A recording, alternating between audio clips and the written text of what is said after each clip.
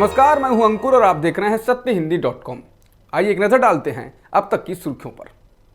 महाराष्ट्र विधान परिषद चुनाव में बीजेपी को बड़ा झटका लगा है। 6 सीटों पर हुए चुनाव में बीजेपी को सिर्फ 1 सीट पर जीत मिली है, जबकि शिवसेना, एनसीपी और कांग्रेस गठबंधन ने 4 सीट पर जीत दर्ज की है। इसके अलावा 1 सीट पर निर्दलीय की जीत तय मानी जा रही है। बीजेपी को सबसे बड़ा झटका नागपुर में लगा है, जो उसका गढ़ माना जाता है। फडणवीस ने समाचार एजेंसी ANI से कहा, महाराष्ट्र विधान परिषद चुनाव का परिणाम हमारे उम्मीदों के अनुरूप नहीं रहा। हम ज़्यादा सीटें जीतने की उम्मीद कर रहे थे, लेकिन हम सिर्फ 1 सीट जीत सके।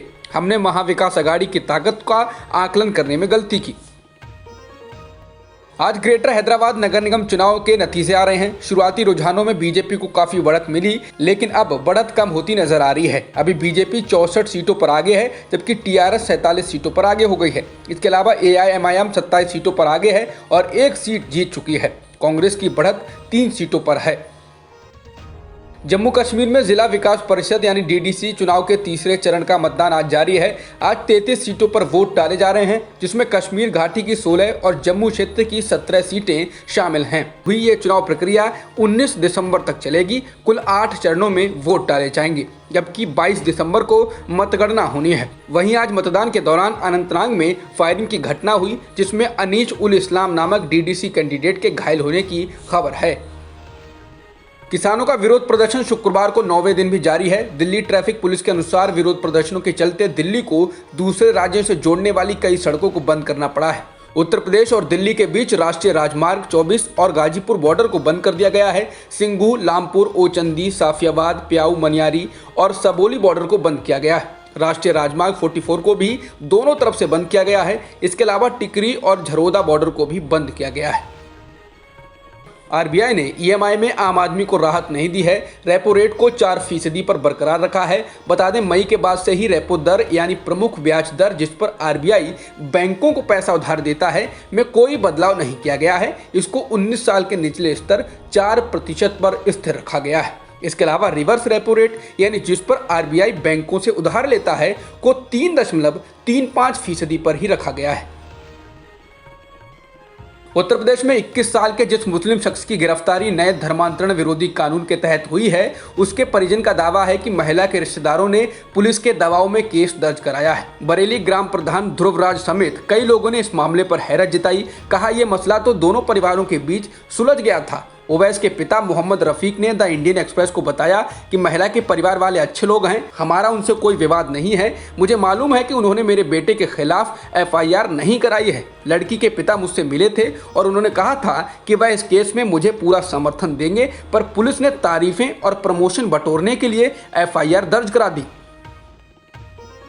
उत्तर प्रदेश में गैर कानूनी धर्मांतरण को रोकने के लिए योगी सरकार की ओर से पेश किए गए अध्यादेश के बाद राजधानी लखनऊ में पुलिस ने एक मुस्लिम युवक और हिंदू लड़की की शादी रोक दी। पुलिस ने शादी को रोकने के लिए नए अध्यादेश का हवाला दिया।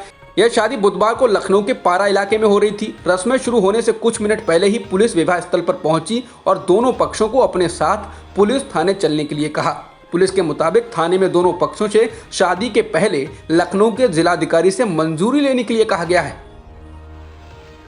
संयुक्त राष्ट्र से जुड़े अंतर्राष्ट्रीय मजदूर संगठन की हालिया रिपोर्ट के अनुसार भारत में न्यूनतम मजदूरी पाकिस्तान, श्रीलंका और नेपाल से भी कम रही है। पूरी दुनिया का औसत न्यूनतम मासिक वेतन करीब 9,720 रुपए ठहरता है। वहीं भारत के लिए ये 4,300 रुपए आता है। इसी तरह पाकिस्तान में ये 9,820 रुपए, नेपाल में 7,920 रुपए, श्रीलंका में 4,940 रुपए और चीन में 7,060 रुपए है। रिपोर्ट में साफ कहा गया है कि भारत में लगे पहले और दूसरे फेज के लॉकडाउन के दौरान सब कुछ बंद होने की वजह से मजदूरों को कोई भी दिहाड़ी नहीं दी गई। 40 दिन तक चले शुरुआती फेज के लॉकडाउन से असंगठित क्षेत्र के कामगारों के वेतन में औसतन 22.6% की कमी आई है।